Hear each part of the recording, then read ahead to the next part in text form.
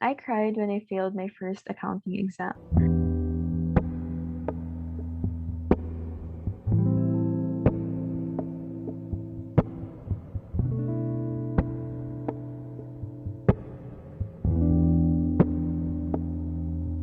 Confession number 1. Okay.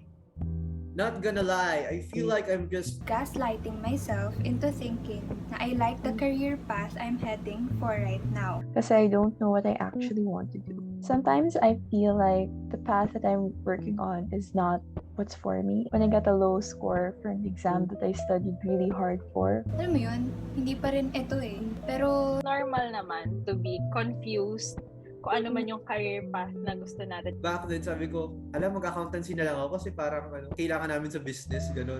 My suggestion is that you clear your mind, you approach the situation, all that stressful feelings, all that negativity subsides, and I think by then you would realize what you really want. Confession number 2. I failed a class and my parents resented me for it. Sabi nila, kaka-org mo yan. They do not know how much I work hard kahit na bumagsak ako. ngayong college naman talaga, ang hirap. Alam mo yung nagpuyat ka na, ilang kape na yung ininom mo. Alam mo yung makakuha mong scores, gano'n. AMV is hard itself. Discipline lang sa sarili kung paano mo pagsasabayin talaga lahat ng gawain. Proper balance pa din dapat ng task yun, time management. Yung mga org na yan, they help us maintain our sanity. As a fellow AMDN, I acknowledge all your hard work and I know that you're doing your best. Sana makita ng parents mo kung ano yung skills na nabibuild mo through it. And I'm cheering on for you. People think I'm always happy. No one knows I feel sad and lonely.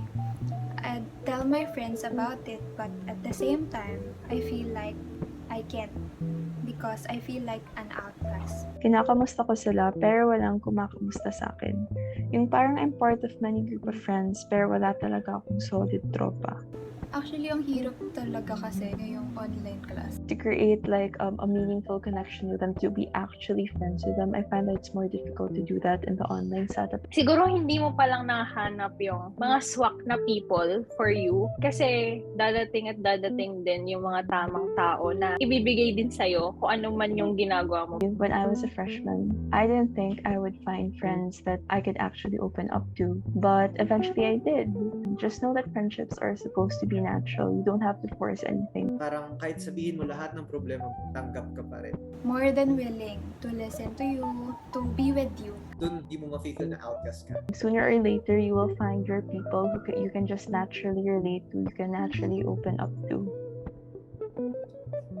Being the leader in groups is emotionally taxing, and when it is constantly overlooked by your members, you sometimes feel hopeless and unwanted. I really wish people Would appreciate those who lead in their groups, and the same goes to class representatives who do everything for the welfare of the class. My sympathies for all of you who are going through the same thing.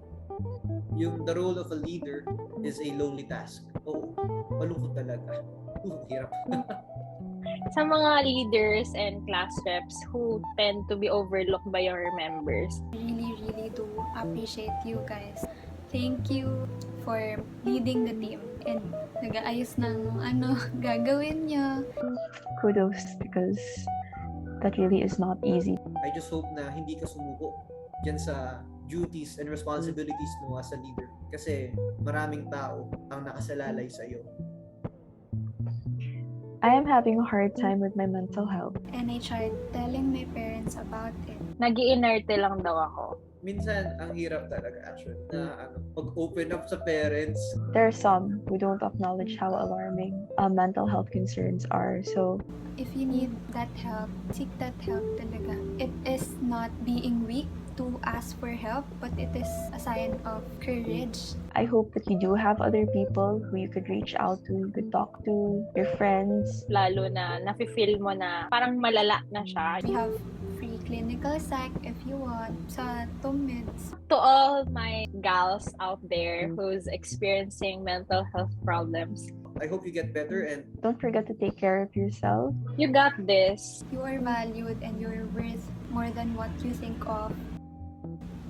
I cried when I failed my first accounting exam. Ako din.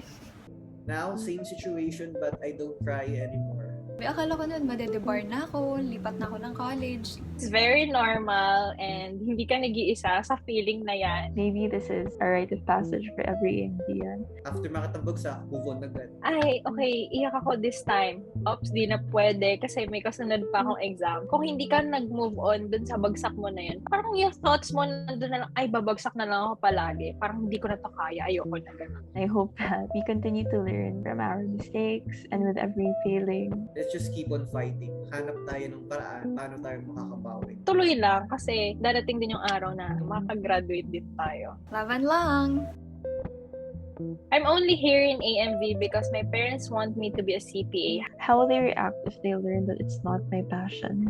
When it comes to saying stuff to parents, it's hard naman talaga eh. Lalo sa Culture nila na good future for them. itong course ko, anin mo kasi yun yung best para sa'yo. First of all, it's your future that's at stake here. So Sabihin mo agad sa kanila. It's better late than never. you're the one who truly knows who your parents are, so you probably have an inkling as to how they would react. What's important right now is that you be honest not only to yourself but to your parents, because Pag hindi mo mahal yung course, wala, nagsasayang ka ng oras mo, nagsayang ka ng effort mo, basta sabihin mo lang sa kanila yung passion mo and try to convince them na hindi talaga para sa iyo yung accountancy. At the end of the day, ang gugustuhin pa din naman nila is saan ka masaya. I do hope they will support you sa kahit anong gusto mo, lalo na if alam mo na ngayon kung ano talaga yung passion mo. good luck. Pagod na pagod ako. Not because I've done too much, But because I've done too little of what sparks a light in me. Aww! It's so easy to be overwhelmed by all the responsibilities that we have to do that oftentimes we get drowned. One of the most important things that have to be part of our to-do list is taking care of ourselves, to do things that nag-motivate sa'yo or nag-i-inspire sa'yo na parang gawin yung mga bagay na kailangan o gusto mong gawin. Sana you'll have time to do that kahit on Sunday. Do hope na you'll find the dress that you need para lang, may energize tayo ulit and Babalik na ulit yung spark or kung we'll do the work na nang hindi tayo burned out. it doesn't have to be long, even just 30 minutes. Just make time for yourself every day. How do you move on? When you miss talking to that person so bad, but at the same time, you won't want to ask her how her day is going because you're gonna sound needy and desperate. So all there is you can think of doing is move on. parang normal naman na makamiss talaga. Still feeling like that person is all that you can think of. That's completely normal, and moving on is a conscious decision. First step talaga kung paano mag-move on is acceptance of the situation, acceptance na maybe hindi mo na mababalik yung dati. But for now, acknowledge all the feelings that you feel right now. If you feel sad, accept that you do feel that way. Wala kailangan mag-move on. May mga tao talagang hindi para sa atin. Personally, dinaan ko na lang sa distractions. Nagpaka-busy na lang ako. I try to be kind to myself and be more understanding sa sarili ko. Do something that you like. Do something that you want. Involve yourself in different hobbies, reconnect with your friends, and before you know it, you've moved on already. Hello everyone. Since I am a rather shy and anxious person, I have decided to make a confession about someone I've liked for quite some time now. To be fair, I won't mention her full name, but let's just call her DG. And yes, she is a BSA student. So, DG, I like you a lot. I really, really like you. I like the way you speak. I love the fact that you carry yourself with confidence even if you're not aware of it yourself. I find your chubby cheeks so attractive and your smile tantalizing. These little things about you that I appreciate, that I find myself swooning over you. But I can tell you this because I'm too afraid. So for now, I'm hoping that you'll find yourself listening to my confession, knowing that it's you. I'm talking about you. Girl or boy, shoot your shot. Yeah, sana you'll confess then if your emotions permit. So, If tama na yung moment, wag mo nang palagpasin. Pag may opportunity, go grab it. Who knows? She might feel the same way.